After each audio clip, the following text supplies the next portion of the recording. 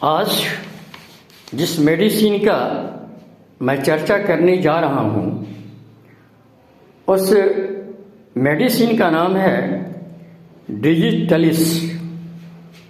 इसे पूरे नाम जानने के लिए डिजिटलिस परप्यूरा बोलते हैं। It is a cardiac regulator. Digitalis को कहा गया है कार्डियक रेगुलेटर और इसे हम कार्डियक टॉनिक भी कहते हैं। But before use must care to the symptoms with the patient. It is not given as a remedy for the defective valve, nor with the expectation of benefiting my diseased condition of the organ. It is simply a stimulant and tonic to the muscular tissue. इसे cardiac valve का defect के वक्त में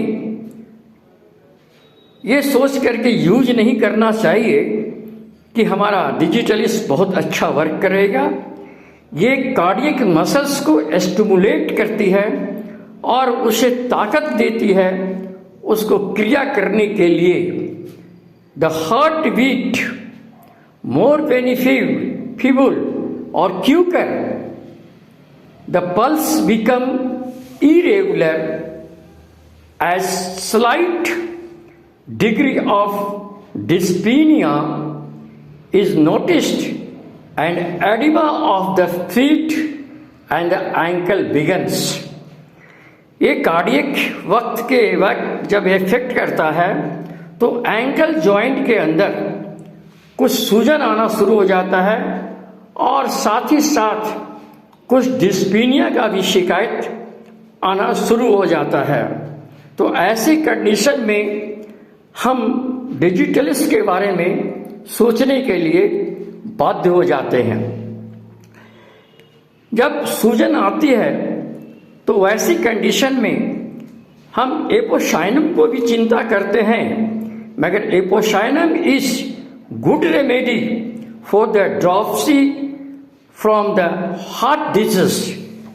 heart disease के कारण जो dropsy आ रही है वैसे कंडीशन में हम एपोसाइनम को भी सोच सकते हैं।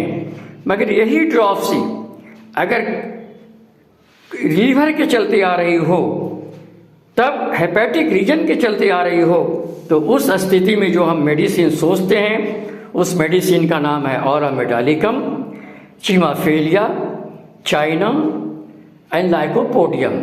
तो इन परिस्थितियों में हम ये भी देखते हैं कि जो एडिमा आया, जो सूजन आई, उसका कारण क्या है। अगर सूजन कार्डियक के चलते हो तो अलग मेडिसिन है, और वो सूजन अगर हेपेटिक रीजन के कारण हो तो उसके लिए अलग मेडिसिन दी जाती है। ड्यू टू द हेपेटिक अगर सूजन आ रही है, may you find the stool colour is white और एश कलर।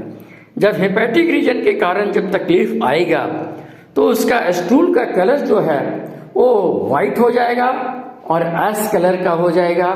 एवं माउथ का जो टेस्ट होता है वो बीटर टेस्ट हो जाता है, और उस वक्त में पेशेंट को जो है टंग देखने के बाद क्लीन नजर आएगी, मगर नौसिया होता है due to the sight of the food, just like colchicum, arsenic and sepia. जिस तरह से फूड को देखने के बाद, फूड की चिंता करने के बाद, फूड के गंध से अगर ये नॉसेटिक टेंडेंसी आती है तो उस स्थिति में हम ये समझते हैं कि ये जो रिलेटेड है वो है हार्ट के चलते रिलेटेड है।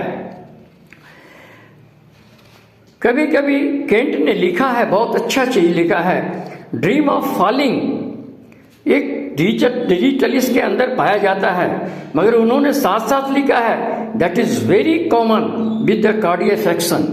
अगर कोई पेशेंट अगर कार्डियक एफेक्शन के साथ सफ़र कर रहा हो, अगर कार्डियक डिजीज है, तो जनरली वो जो ड्रीम देखेगा, वो ड्रीम जो देखेगा उसका सपना क्या होगा?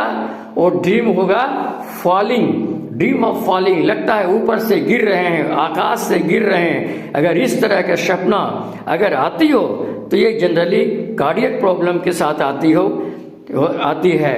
ऐसा केंट ने अपने बुक मटेरिया मेडिका के अंदर लिखा है। डिजिटलिस्ट lies mostly to the flat on the back with no pillow when there is no filling up on the lungs। ज़्यादातर डिजिटलिस्ट का पेशेंट जो है वो बिना तकिए का ही सोना पसंद करता है। उसको तकिए से सोने के बाद उसको अनइजनेस फील होती है और बिना तकिए सोने के बाद उसे राहत मिलती है।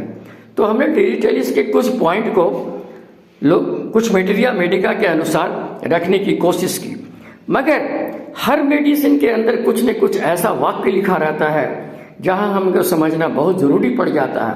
वो ज़रूरी क्या है कि हम सिम्टम्स को देख करके मेडिसिन देने की तो कोशिश कर लेते हैं और हम मेडिसिन दे देते हैं कि चलो सिम्टम्स मिल रहा है, मेडिसिन दे देना चाहिए।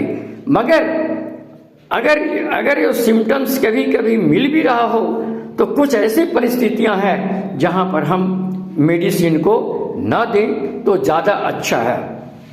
वो क्या है? वो लिखा है, if the pulse is rapid do not think of डिजिटलिस्ट।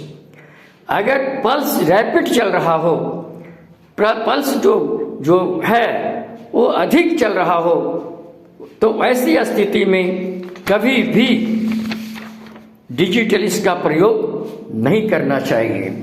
दूसरी चीज है कि digitalis is contraindicated in the fatty degeneration of the heart. अगर हार्ट के अंदर फैटी डिजेनरेशन है तो ऐसी स्थिति में भी हम डिजिटलिस्ट का प्रयोग नहीं करेंगे। तो दो कॉशस रहना पड़ेगा दो चीज के लिए। एक पहली हो गई क्या? पल्स रेट अगर है तेज हो, ज़्यादा पल्स चल रहा हो, तो ऐसी स्थिति में हम डिजिटलिस्ट नहीं देंगे। और दूसरी क्या है? अगर फैटी जनरेशन अगर हार्ट के अंदर मिल रहा हो तो ऐसी स्थिति में भी हम डिजिटलिस्ट का प्रयोग नहीं करेंगे। एक और भी बात जो जानना चाहिए कि सिंकोना, जिसको चाइना कहते हैं, China antidote the direct action of the digitalist and increase the anxiety. Pulse is intermittent every 3rd, 5th and 7th।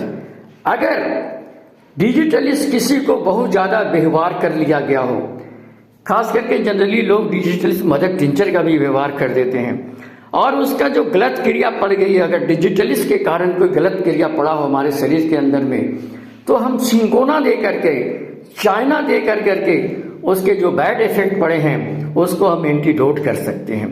उस स्थिति में क्या देखते हैं? अगर उसका पल्स रेट देखा जाए तो पल्स देखने के बाद देखिएगा, पल्स इंटरमीडिएट क्या करता है? वो चेंज करता है। 3rd पल्स मिला, 4th गायब लगेगा, 5th मिलेगा, 6th गायब हो जाएगा, फिर 7th लगेगा। अगर इस तरह का इंटरमीडिएट पल्स देखने को मिल रहा हो तो हम चाइना दे करके डिजिटलिस्ट के बैड इफेक्ट को हम दूर कर सकते हैं। तो प्रिकॉशन के रहना जरूरी है। हर एक मेडिसिन की प्रिकॉशन को हमको ध्यान से पढ़ना चाहिए, किस वक्त में हम किस मेडिसिन का प्रिस्क्रिप्शन ना करें। ये हमारे सेफ के लिए भी है, हमारे होम्योपैथिक साइंस के लिए साथ साथ हमारे पेशेंट के लिए कहीं से कोई गलत क्रिया न हो। क्योंकि मन के अंदर जो धारणा होम्योपैथ के लोगों को बीच में बना हुआ है कि होम्योपैथिक मेडिसिन का कोई गलत नहीं इफेक्ट होता है, होम्योपैथिक मेडिसिन का कोई साइड इफेक्ट नहीं होता है, होम्योपैथी की कोई गलत क्रिया नहीं होती है, तो ये मन का भ्रम अपने दिमाग से निकाल दीजिए। अगर मेडिसिन का यूज अगर गलत तरीके से किया गया, गलत जगह पर किया गया और गलत ढंग से किया गया तो निश्चित है कि हमारी होम्योपैथिक मेडिसिन की भी गलत क्रिया होती है और इसे हर डॉक्टर को मान लेना चाहिए। धन्यवाद। आपका डॉक्टर कल्याण स्वरूप, गया, बिहार।